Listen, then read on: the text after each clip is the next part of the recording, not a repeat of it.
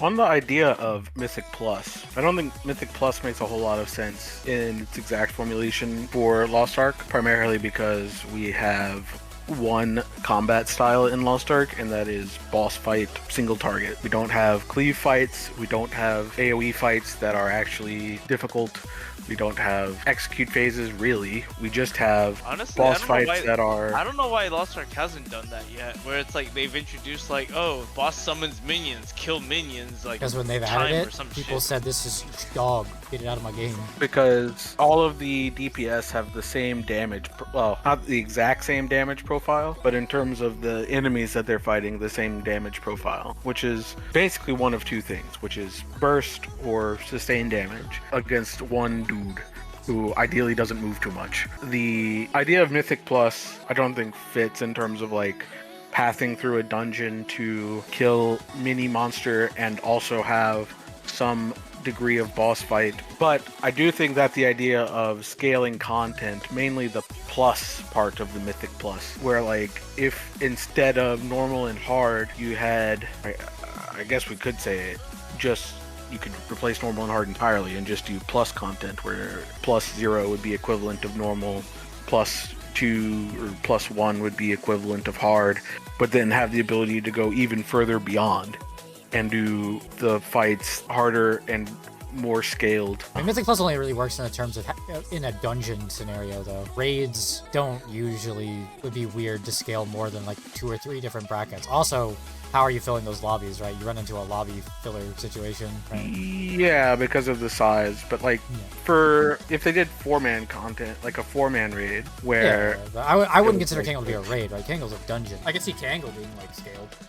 it's a raid in terms of like you're fighting one person. I think they could do it for 8-man. It would just be more difficult to do the higher tiers. You'd have to like settle and do a lower tier that more people are able to get into. Because like normal and hard breaking apart is already some degree of separation. I don't know. The other issue becomes, what is the reward structure? You could just straight up yoink the timer to where if you don't beat the boss in time, you don't get the pluses. I don't know. I think that this runs into an issue more so with the vertical progression in terms of our power acquisition than with the inability of the system on like a design standpoint. And I think it just doesn't, like, I think it fits too well with the vertical progression and therefore highlights the flaws in the vertical progression.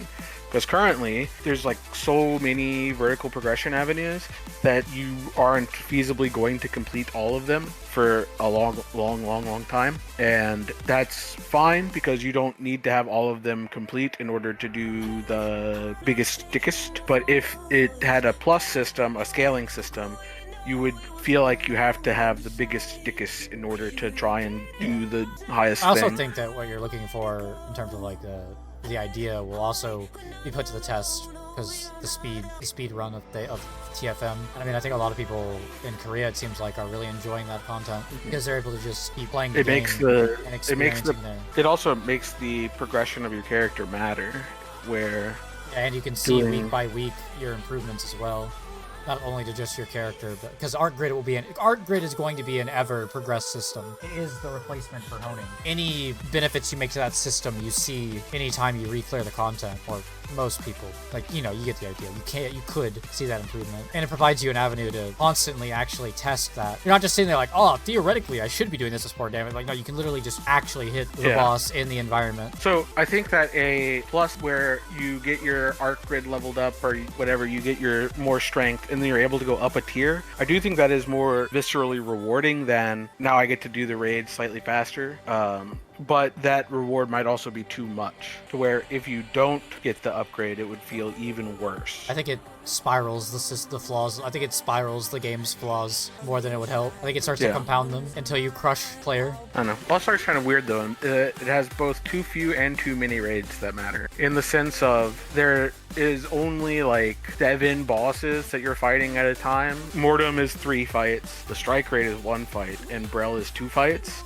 So there's like 6 bosses in this quote raid tier, kind of. Most of those are would not say the patch. cutting edge of So there isn't that much room to design like a cleave fight, like various different damage profile fights, because there just aren't that many bosses. While at the same time, there are a lot of bosses that you have to complete in a week because you have to do this across 6 characters. Also, the bosses just each have a lot more patterns and mechanics individually than you'd find in a WoW fight. That's correct. And they also take a lot longer. Fighting the strike raid for 15 minutes is not unexpected, whereas fighting a WoW boss for 15 minutes literally has people jumping off of platforms. But the ability to have different damage profiles of the bosses means that you have to have different damage profiles of the characters. And like, if, let's say, Mordum was a cleave fight to where it was really beneficial to have, we'll say, Sharpshooter has a cleave build, then you would like feel required to have a Sharpshooter on only this raid, but then you wouldn't want them on the other raids. And so like you could maybe have it to where things were like extremely easy to switch between builds. I would argue if a raid content tier actually forced you to actually like pick other tripods, for example, that actually like modified your play, like that's one use you could have of the stupid tripod system. Because it's like, as far as I'm concerned, there is no tripod system because everyone picks the fucking same skills. So like, people talk about customization, being able to like, oh, this is for this is for this. I'm like, the tripod system is really okay. Do you want to do one for PvE or one for PvP or one for the other spec, 2 specs? It's like there's really no customization really when it came to the tripods. Supports have a lot of options. I think the tripod system is an old system that used to be a progression system, a vertical progression system that isn't a vertical progression system anymore because it's completed. They got rid of it because it was pointless. I don't know that it was pointless. It served its purpose for the time. The customization in this game doesn't come from doing things differently. It comes from doing things stronger. My Gun Lancer compared to the next Gun Lancer, we're gonna do the same shit, but my Gun Lancer is gonna hit harder because I have my books finished. I have a higher level gem. These various things, like the customization in Lost Ark, is that your character is stronger because you've progressed these systems, not that you've made different choices. There can't exist choice and balance apparently, because even WoW hasn't solved this fucking thing when it came to classes and even like specs. Like when you pick specs, nobody picks and does like something like a skills tree and they go, oh man, I really like this one skill because, you know, it does cool animations. No, everyone fucking goes to a website, looks at the most meta thing and then follows it blindly and just goes, this is just what the website tells me to do. Yeah, that's modern gaming. Yeah, that's one of the reasons why customization is overrated in the modern climate, is because there is a meta, and if you don't follow the meta, you're either worse or... It's not, I mean, the meta is just what the math is showing. Like, it's just, that's just by design. Like, the developers, you know, their functions and their values for your abilities and their formulas for their damage output, like, all of it's predetermined. Like, it's not like a, you know, flavor of the month thing. It's just, it's math. Like, it just produces the most damage. What are you gonna, you know, you're not gonna go against that, are you? Yes. Yeah, I can argue with math. I think that I can argue with math in the sense that the formulas are complicated enough that it is easy to have variables be different than what you put into your formula initially, and that is what the meta is. I think things can shift even without things numerically changing due to fight structure, due to the other factors around it, because it's not just... There's plenty of examples in WoW of a sim showing one thing, but then what a player can actually output is drastically different. Arcane Mage is like the classic example.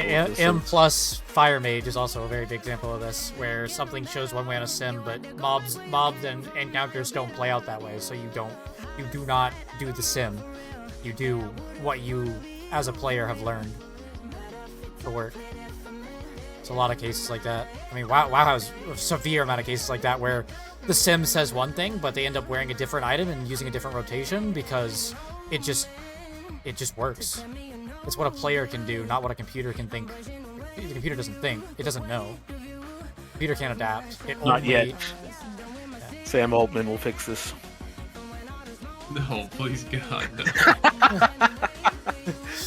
Yeah, like the yeah, like, numerical answer. I'm also very aware of how Diablo 3 works and Diablo 4, and simple and math is hard.